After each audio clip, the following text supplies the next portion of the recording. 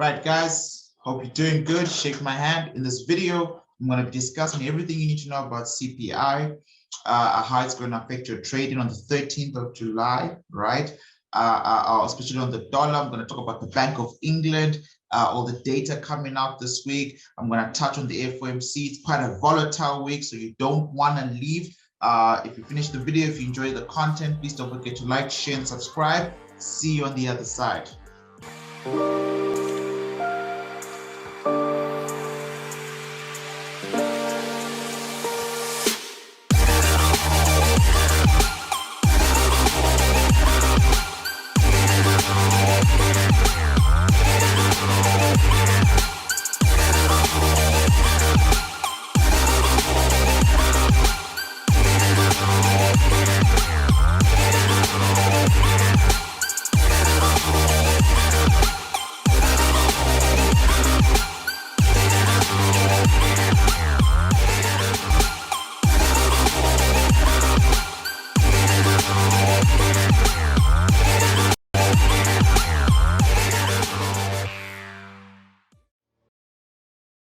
Yo, shake my hand, 365, shake my hand.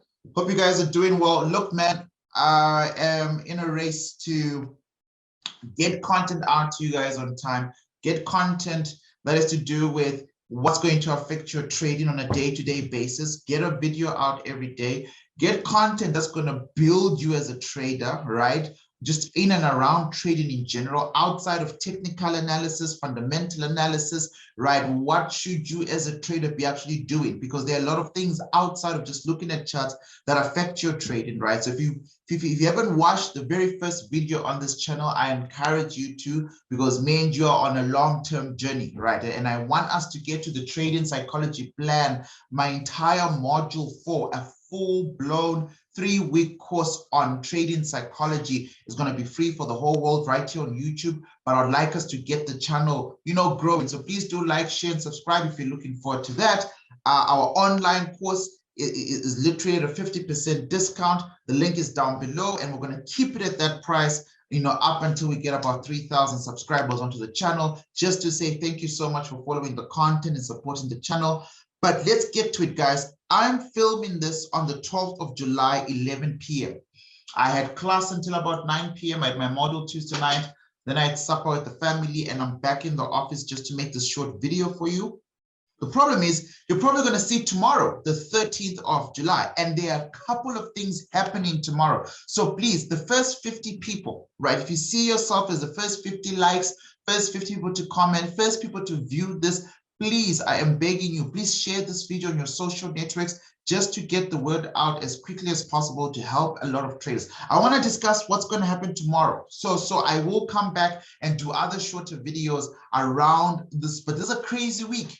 All right, this is the week where you will notice a lot of retail traders will blow their accounts. Like, outside of the fact that they're using fundamental, basic retail trading strategies, right, that don't even offer them a win rate, right? But win rate is not the most important thing, right? Risk to reward ratio is, but we'll talk about that in another video. This type of week with high market, high impact news is generally not a retail trader's best friend. Now, my advice to you is, if you don't know what you're doing in the markets, don't trade. Just don't trade the news, right? Let it happen. Let markets react. Buy or sell the pullbacks, okay?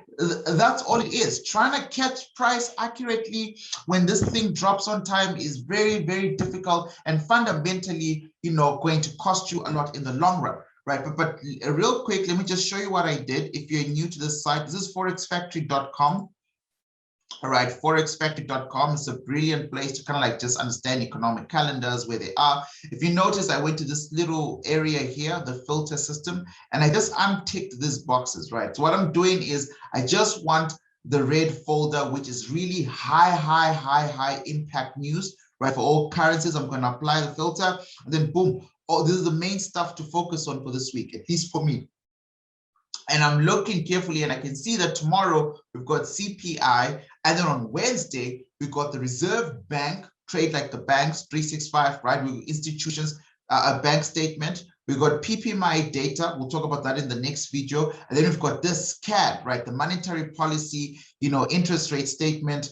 And then obviously the conference. Powell's going to be doing his, I think he does it twice a year, right? Fed Powell on the Wednesday, there's the banking committee for Congress. And then on the Thursday, there's going to be the finance committee for Congress as well. AUD, right? This is like the NFP version of AUD, right? Big deal, 3 a.m. I know, if you love easy Forex, you'll be up at 3 a.m. with them trying to trade this stuff. Really not my kind of stuff, but all power to you guys who are doing it. And then on Friday, we've got this China's GDP results. Remember that they are trying to outpace market and structure pricing in the move. If you've noticed, a lot of Chinese news is really what they're doing. And this is what sent the shockwave to the stock market last week, but we'll do it in another video. And then we've got CPI again for NZD, and then Bank of Japan. BOJ was busy last week, right? When we're trying to figure out why the Japanese, pairs were falling like that in terms of structure and fundamentals, right? And then we're back to USA core retail sales, etc., etc. It's a busy week. There's a lot of pulls and pushes.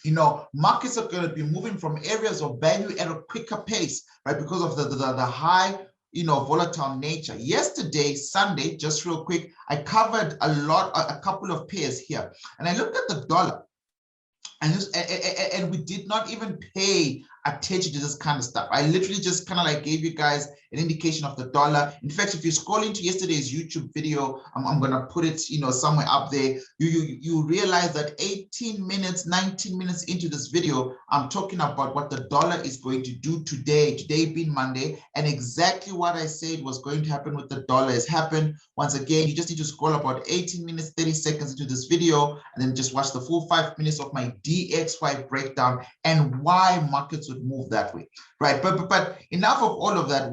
Let's quickly focus on a couple of things. So what I want to do in this particular video is just to break down the fundamental outlook, right? To really, make sure everybody understands exactly what CPI means, why we should look out for it, and how it could actually impact us tomorrow, right? So I'm hoping to keep this, nice, short, and sweet, because it's one thing to watch the videos just before the event happens. It's another thing to watch and digest, right? So I want to give you guys enough time for that, right? But then the Powell, right? So let's kind of like start from there. So this Federal Chair Powell testifies on Wednesday and Thursday. Like I said, this is kind of like a routine thing, right? It's a semi-annual testimonial before Congress. There are two committees, the Banking Committee and the Financial Committee.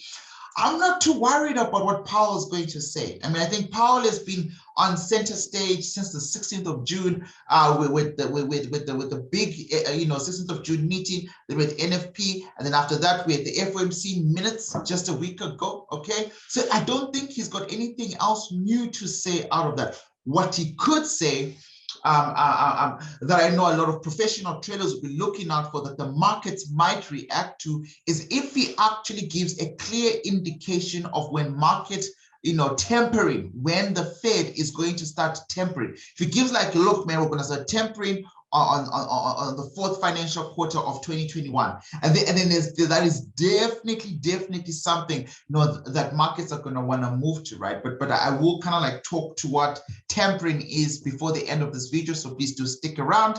And if you like what I'm doing, if you want to see more videos like this, guys, all it costs you is a like. Please like and share and subscribe. With the subscriptions, guys, once again, this is way easier. It's just way easier, especially with so many things happening in the markets. Just hit the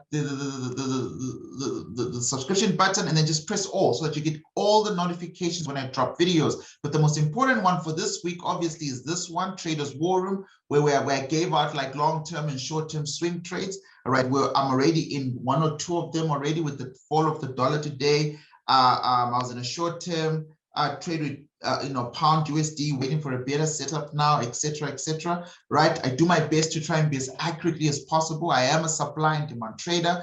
In case you need to know the full disclosure, but yeah, please do like, share, and subscribe to the channel. Right. So let's look at tomorrow first, right? So I mean, I'm not worried about what's going to happen with Powell. Like I said, unless if there's tempering, like if it brings up tempering and is actually as conclusive, more conclusive and specific about tempering than he has last week in the FOMC meetings, than he has on the 16th of June, then yes, markets will react to that. But tomorrow is a big day for the dollar. And that's because we've got US, CPI, right? And it's like basically you're literally watching the type of data that the central banks are going to be looking to digest, right? So markets seem to be buying currently. It's my opinion that markets are buying, the Fed talk, right? That US inflation is transitory, right? So a lot of this stuff, when you look at it, like a CPI, core CPI, there's more CPI, core retail stuff, a lot of the stuff, where's the other one? There's rates. I'm sure Canada is doing some rates, not unemployment rate. There we go. The rate statement, monetary policy report, all these things, 1, 2, 3, 4,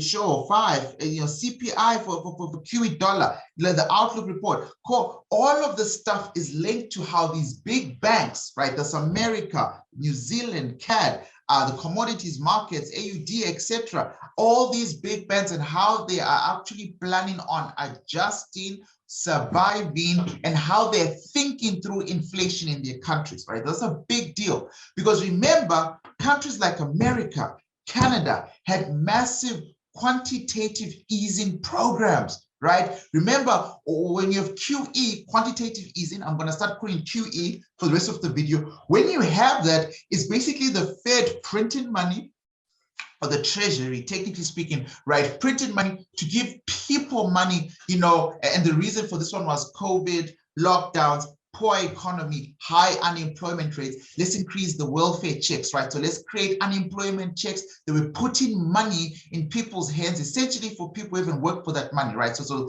the government was taking care of its people, essentially, right? You don't have a job, you've lost a job, you didn't have a job, you had a job, you've lost your job, here's $600 per week, here's 1.4. There are different amounts in different times. Now is from the 16th of June, in 2021. That's the first part. I keep referring to that day, referring to those levels in the charts because they're significantly important, because that's when Powell and the Fed started to call back on that QE, right? They're starting to slow down the quantitative easing, right? They're trying to bring it to an end right now because they feel like potentially it's done the job, it's done what it was supposed to do. Now, when you print a lot of money, like as a government, to obviously give to people, you start to trigger the inflation, inflation buttons, right? You start to create, a sense of high inflation, right? We start to see the cost of rising prices, right? CPI is going to be measuring that, right? Because remember, everyone's got money now, right? So competitively, capitalism to compete, prices start to go up. Why? There's an influx of demand in the market. People can buy stuff, demand buy. The more money I put on people's hands, who are not even working or unemployed, right? They've got extra cash to spend. If they're spending, they're buying. If they're buying, there's a demand in the economy. Demand's going up. So now as demand goes up and prices start to meet demand, the more demand I have, the further away price can go up, right? Price can go up, etc., etc.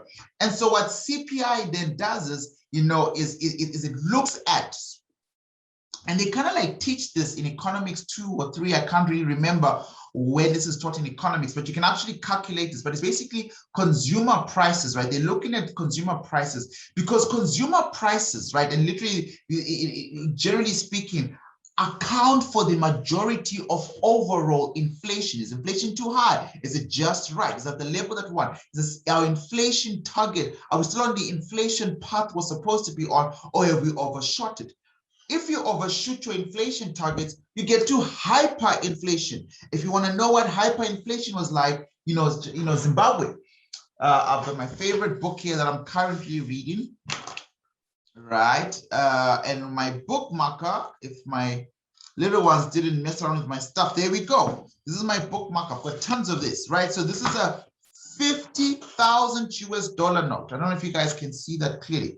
right? This is what hyper, like when it gets so bad, right? Can you see that there? 50,000 Zimbabwean dollars. It's like a barrier check. Actually, it's not even real money, right? At some point, the Reserve Bank government of Zimbabwe just couldn't keep up with hyperinflation. So I'm carrying 50,000, or what was supposed to be the value of 50,000. But then I've got like $1 trillion note, one note, $1 trillion. I think we'll just buy a loaf of bread back in 2006, 2008, right? So hyperinflation is a big, scary thing in the markets, right? And the only way the Fed, sorry, I just want to make sure I don't lose my page. The only way, right? And I just want to make sure this is done properly. The only way the government, right, can almost, I guess, avoid this inflation thing, which is actually quite a big deal right now, is to keep tracking it, right? Keep tracking inflation. And like I said before, consumer prices account for a majority of overall inflation, right? Inflation is important to currency evaluation because you see, rising prices, like I've said already, lead the central bank to keep rising interest rates. Now, on the 16th of June, we all know what Powell did, right? Remember, on 16th of June, he did say, look, we are going to increase interest rates, and not only that, we would potentially think we're going to increase interest rates 2 times for the US dollar. Not only that, but we think it's going to happen sooner than we expected at first, right? So we could start to see the first hikes, as early as next year, 2022. Who knows, even in the 4th financial quarter of this year, but right now it's for next year, right? So when you increase the interest rates, right, out of respect for an inflation containment plan mandate, investors are hearing interest rates are going up in that country. And so what they do is they want to make sure that they put money in that country. And when they put money in that country, that's good for that currency. So if I increase the interest rates of the dollar as Powell, I strengthen the dollar, right? So if you look at your charts levels, there's not the type of video for that. I don't want to do any technical analysis today, but just so it's clear as day, as soon as Powell said all of that good stuff, on the 16th of June, the promise to increase interest rates, the promise to do a couple of things, there we go. This is me yesterday in the war room, right? Yesterday in the war room, I just did this as well in the classroom. So if you go to that video, this YouTube video that was literally just 1 day in right now, and quickly watch a lot of that stuff and all the signals, you will notice this is why I think we are a good trading school academy, because of our accuracy. So if I remove all the candlesticks, today is the 12th. So if I just go back to before the 12th, which would be Friday night, let's go to the H4 time frame so we don't have to waste time, right? So on the video, you'll see on this video here, where I do a full breakdown of supply and demand market signals analysis for this particular week, you will notice that, this is what the charts look like. When I was talking about what I think was going to happen this week, I told you guys that the internet and the majority of people, market sentiment wise, believe that there is a strong support here. We don't really care about that kind of stuff, right? There was a demand here, there's a demand created on top of a support, etc., etc. And then I said, I've got this very strong bearish outlook on the dollar. So I think this will happen, right? But highly unlikely. I think this is the most likely scenario where price will come here, because this is a supply. We sold here last week, Wednesday, before the FOMC dropped their minutes. It's a swing trade for some of us. We're still holding. Then I said I'll enter my second trade here. And as you can see, price played out exactly like that today, right? So this is how markets open. London session, the whole session's job was just to push price into my supply. At 2 p.m. today, New York session, when it opened, market started to fall, and it's the first day into the signal, and that's going well. And this is like ripple effects across all the different pairs that we went through here. So the plan was, if we've got a weak dollar, this is what we're buying, this is what we're selling, right? So I think it's a very good video to watch and go through, right? But now let's go back to what I was saying. FOMC strengthened into the dollar by announcing potential interest rate hikes. So you see that I've got it here. I mark up my charts. There is the 16th of June, right? There is that bullish explosion to what the FOMC was saying at that particular time. And you can see prices made a very strong rally up, and now we might be coming back down. My hope and prayer is to catch this buy. This buy will happen. It's going to happen. We don't know which day, but keep watching the charts. Hopefully you're already in a sell. If you're not, there's not a signal to get in right now, right? The way I trade, there's specific moments to enter and specific moments to get out. You can't just jump in and out, right? So if you're looking for potential play on the DXY, just look at other dollar currencies or wait for a pullback, or trade your strategy essentially, right? Stick to your plan. Don't just do what every single person on YouTube tells you to do until you've done research on those people and you think they're a good fit for you, right? But that's the big thing, guys, about CPI. It is fundamentally a strong indicator, right? A strong indicator of what is to be expected in the markets. Now, obviously, it is numbers. So here's the forecast here. So if the forecast is good, so if I don't know, if we go in 0.6, 0.7, and here maybe stick to 0.5 and not stagnate at 0.4, and then sure, it'll be good for the dollar, right? It'll be good for the dollar because once again, if there are rising prices, given our CPI actual data, then it strengthens the case for the central bank to raise interest rates, right, out of respect for inflation containment mandate, right? So if the numbers both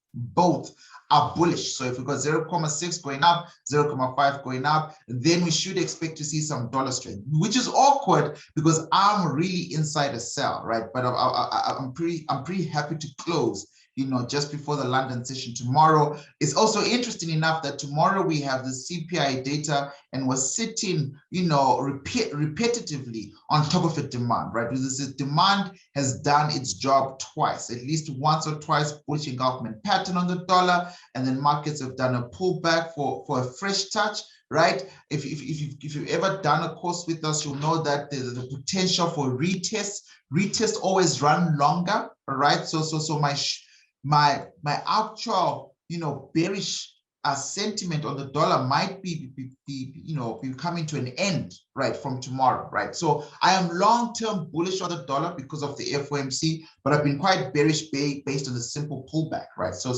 And then what I want to see, to be honest with you, is a serious drop in the dollar. This is what I want to see, and I spoke a lot about this yesterday in the traders war room, so I won't waste too much time on that because this has already been thoroughly covered in this particular video. Just have a look at it when you have a chance. But this is what I want to see. Is I've already got a whole arrow here. I want to see a full dollar drop right into that FOMC level on the 16th of June. And it seems to me the only way I'm going to get that tomorrow is if we actually don't meet the forecast, right? If we actually perform poorly. So it's about, and I say we as if I'm American, right? But as a trader, right? So I'm hoping for something that would range at about 0.4 here, 0.3 or 0.4, some type of stagnation. And if that happens, then yes, sure, this can continue to the downside, right? But if it doesn't happen, I'll be watching these levels very carefully, right? You can see on the H4 time frame, this demand is currently untouched. In terms of order flow span, the order block has still got half, it's bullish buy order, so there's still quite a lot going on in here. Anything could happen, right? So this sell was good to go, but from Tuesday you could get this. All right, so that's a possibility if we have some very, very strong news there. So something just to watch out for. Obviously, that news is going to drop at about 2 p.m. at least South African time. And if it's negative, then we can really dig into this type of situation or do this, something like that, which is what I want. It's not what I'm seeing, but it's what I would like. And then I wouldn't have to be forced to close out of the current positions I'm in. But as a smart trader, guys, if you're already in this particular trade, protect capital, right? It doesn't matter if you just break even. Even if you just break even and you lose zero and you make zero, it's far much more better than taking an unnecessary hit in the trade. You should have already sold there because I put out that video last week. You should have kind of like sold with me there a couple of hours ago this morning when I put out the video. But if you're trying to catch these last minute sales down here, selling a little bit too too low, right? Just remember that your chances of being burnt are high. I've got this red square here on the dollar index because on the 1 hour time frame, I am looking at a potential strong replay of a supply, which I'm hoping will hold tomorrow, right? But it's all based now, you know, it's 11:30 p.m., right, as I'm doing this video at this moment. So, you know, Asian markets could consolidate to the upside or consolidate to the downside. And if they consolidate to the downside, New York session could start, you know, another rally up. If the New York session starts another rally up, then I'm hoping for this play up, right? So I'm hoping we end up somewhere down here, and I'm hoping New York session takes us back to a supply like it did today, right? That's exactly what happened, 9 a.m. See, New York session, 9 a.m. is in here, 10 a.m., 11, 12, 1, and then boom, New York session opens, we go down. So I'm hoping something similar happens when the news comes out. This is to hoping, right, that this is actually negative. If it's negative for my positions and the people in my academy, then yeah, we're good. Right, we're good to go. But if it's positive, then it's gonna, you know, we have to adjust the plan, close the sales, and start to look for, you know, bullish setups. We'll wait for the impulsive movements, the expansions, and then we'll start to take those retracements out, right? So that's what is the big thing, you know, on Tuesday, CPI data. I hope I've explained it carefully. I hope you guys understand what it is that we're measuring here and what we want to see. On Wednesday, so that I can at least have time to breathe, right? And I don't have to do a video for around this kind of stuff on Wednesday. The main thing I'm looking at is this guy, CAD. Right, so the monetary policy, the actual statement, I'm actually trying to see what is going to happen, because Canada, and that's going to bring in that tempering concept I introduced at the beginning of this video. Canada is thinking of tampering, right? And this is a big one. They seem to want to start tampering, right? Tampering, you know, and maybe let's just, it wouldn't be a Leroy video if we don't go to the whiteboard. Let's just get that whiteboard open. Let's get that whiteboard open, right? So I've got my whiteboard here. Let's move this out of the way. Right, there we go. And then let's make this big. Right, so I just really want to leave you tonight with these concepts. You know, I want them to be kind of like very clear, because you'll hear these, you know, these governors talking about tampering. So like I said earlier on, and I hope you guys remember, that there's something called QE, right? You should all know it. It was quite popular, but QE is that thing of quantitative easing. What's essentially, what's QE essentially? QE is basically printing money, printing tons of money, right? So people don't have jobs because of Corona. Let's print money and give them, right? Let's give them. It's like a welfare type of thing. That is QE. QE has the ability to dilute your currency. So what does that mean? It means your currency gets weaker and weaker. It's like Oros, Mazoe, you know, I don't know which country you're from, but the one, you know, national drink, you know, that is a dilutable drink. So you put concentrate and you add water into it. Essentially, that's what QE is. QE is the water to the juice. The more water you put, the more diluted your juice becomes. So, you know, with these type of juices, you want them just right. You want them to that Goldilocks, perfect, just right taste, right? The more water you put, the weaker the currency, right? So you're diluting your currency by printing a lot of money. But not only that, you're starting the inflation problem. And this is the real thing, guys. All central banks are focused on inflation. Bank of England, Bank of Canada, FOMC for America, you know, Bank of Japan just did something crazy with QE. They're like, look, let's dilute it even more. That's why that currency is a safe haven. We'll talk about that another time. But right now, essentially, this is it, right? So this is what QE is. Now, tomorrow, you know, what I'm looking for is just to understand what the Bank of England's, you know, not England, Bank of Canada, right? The BOC, what the Bank of Canada's stuff is. I'm going to write BOC, a Bank of Canada, what their stance is around tampering, right? So to tamper essentially will involve a lot of policy work. You're going to have to modify central bank policies, right? You literally have to modify the agenda of the central bank, the governing bank in that particular country. And this modification or tempering is always this is very important, guys, aimed at interest rates, right? Just comment down below if you don't understand something. And as soon as I see that comment, I'll include it in my next video. There'll be another video very soon. So don't worry. But what I want is for both of us to know this thing very well and very clear. So the tempering is going to be done through a policy. Policy is going to help modify,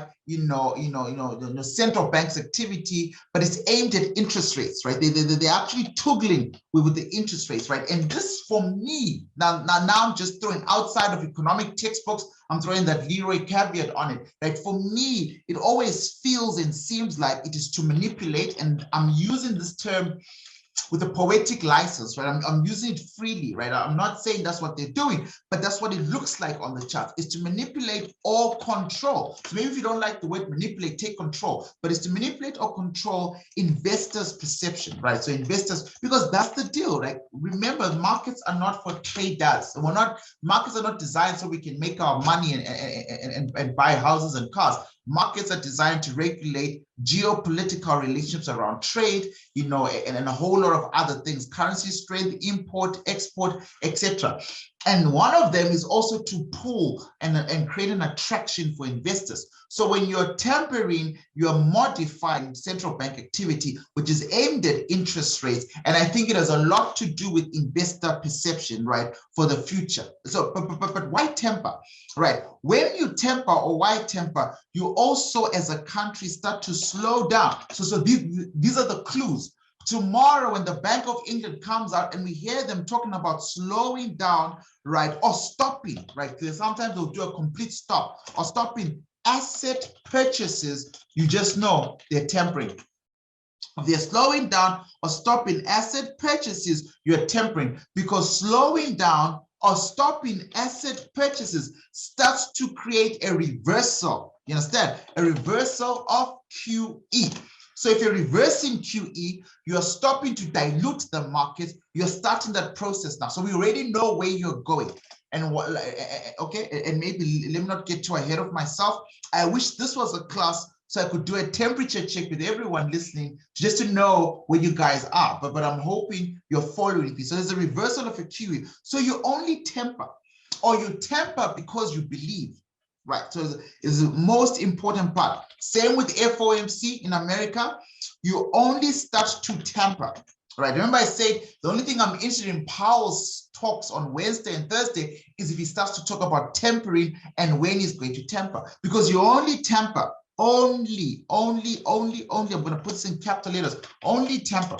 It can't happen before. You only temper, right, after you believe your QE has accomplished the plan.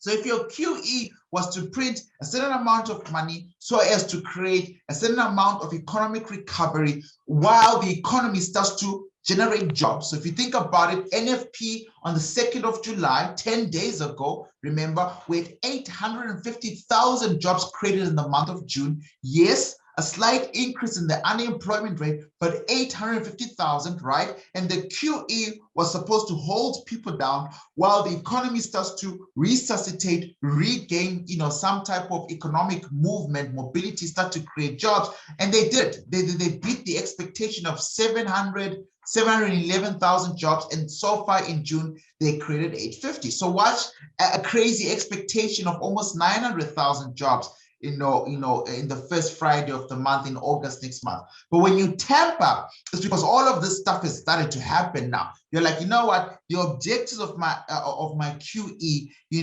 have happened. I've stimulated and stabilized the economy. So now tempering can happen. So you can't temper until you've had QE, and QE is producing the results that you want. And when I'm talking about the results that they want, they being the individual banks of these countries. In this particular video, right now, on Wednesday, we're looking at the Bank of Canada. All right, so we'll be expecting soon, right, a rate decision to follow, and it's really a question of what is price doing. So before I leave, love and leave you, let's just quickly look at some, at the CAD index, right? So some CAD charts. So we can see, because the next thing that I do now as a supply and demand trader is I believe price is everything. I believe price is in everything, and I believe that price is fractal. It's not just a belief like a religion. I'm basing this off empirical data, 8 years in the market, right? Watching this thing do the same thing over and over again, and understanding, right, what institutions are doing. And once again, if you want to know what's inside my head, if you want to understand how I trade, you understand how we operate as 365 Trading Academy, 50% discount, a full version of our module 1 and module 2. It's quite a massive course. It really walks you through. It doesn't waste your time. What is a pip? I mean, obviously I do talk about those things in line, but I'm really from the very first lecture until the end. How do market players play? How do institutions trade? And how do you trade with them, right? So please check that out. The discount again is really just for you guys. To thank you for supporting the channel, growing the channel, liking, subscribe, and all that kind of stuff. So we keep it at 50% off until we reach 3,000 subscribers, and finally start to grow, right? The Trading Academy, and do your research on us. Check us out. We've created 102 six-figure traders. I don't know if that's a big number, but we're proud of that number, right? 18 months of officially being registered to start teaching and et cetera, et cetera. 18 months, a year and a bit. That's actually quite impressive, I think, right? So do check us out. But let's look at CAD. Let's look at CAD as I wrap up this video. So I've got CXY. I'm going to pull out the Canadian dollar index, the currency index first. Oh, so many gaps. I'm not even interested in that, man. I hate gaps. I hate gaps. I hate gaps. No, I don't hate them. I know how to trade them, but it's difficult to read a chart, when it's full of gaps like this, right? So right now, I'm not even using proper candlesticks. I just want to see the volume, right? Look at this. CAD has been crazy, right? Look at this. Crazy rally. And what's the parallel to CAD? What happens when CAD is doing this? Remember, we spoke about it in the previous videos, like oil. Always look out for oil. If oil is doing good, CAD's going to do good, right? So the question here is, and I did host a live stream with my senior traders today, actually, and we're debating about this stuff. So number one, has price arrived here and started to drop? Remember, these are not proper candlesticks. Just bear with me. I'm looking at just volume trades using the Kinihashi, but they do take out a lot of the noise, right? But they also unfortunately don't print order blocks properly, right? So you have to use them interchangeably. Right, but the debate was today is, number one, has price arrived, where it's arrived, and falling because oil is falling, because oil removed the supply. And now, when you break a market structure, there has to be a retracement before markets go back up, right? So that's number one. Number two, is price falling because it's already priced in this. It's already priced in, right? A lot of disappointing CAD news last week, I think, right? So markets could be already pricing this in. That's another potential given thing. But for the most part, however you view it, CAD has had a very strong rally up, in the last year, right? Just disastrously, very, very, very, very strong. A strong, beautiful bull run. You cannot take that away from it. And now, markets are slowly but surely deciding what to do, right? So textbook supply and demand would have us believe that price will have to drop a little bit further, if not anywhere else, somewhere here. All right, so that's what textbook, supply and demand would have us do. I would also then have us have a look at what was said, what was given. Let me just delete these lines here and then throw in a Fibonacci just to see. I just want to see what the long-term picture is. How long, where long the retracement will last, right? So from the lowest low there. Okay. All right. So I can see why this is 50%. This is 61.8%, right? So there's a lot of potential here. All right. There's a lot of potential here for price to kind of like drop there, but we shall see. Right, so right now, I do believe that we've got a very strong CAD that is going through a potential retracement, right? So I'm not saying, I'm not yet a believer that the bullish run for the CAD dollar is done. I simply think that, you know, potentially we might be seeing some type of retracement, right? So USD CAD, you know, showing similar signs for me. When price arrives at a supply, I'm assuming it's time to sell. We shall see how this, what's going to happen tomorrow and how all of this is going to react. But I think I've covered, you know, the most important stuff that I believe that you need to know, because it is absolutely necessary that everybody's on the right page tomorrow. But traders, look it out, you know, look at USD CAD on Wednesday, have a chance to look at the oil chart. We'll discuss these things in the next video. But what I want to see is there's a lot of, bullish momentum, to the upside. I might be able to then, capitalize on that. There's a bullish momentum to the upside short term, right? Just for Wednesday to come, then markets start to sell. We gotta be absolutely aware of that. But in this video, I'm really hoping that you've understood tapering. You've understood what to do with the USI CPI tomorrow. You've understood the banking decisions that are going to take place this week. You've understood the Bank of Canada, right, and their QE and what to look out for, because these are the main things that are going to be, making the markets dance. Now, outside of course, the GDP report that we're going to get from China, very interesting. It will shake and move the equities market, so look out for that. And then we've got the Bank of Japan on Friday, but by then I'd have caught up with you guys already. Right, guys, 365, shake my hand. Thank you so much. I hope you guys see this video on time. Remember, you are most likely part of the first 50 people to see the video. So please like, share, and subscribe so that a lot of people see it, before this time, before 2:30 p.m. South African time.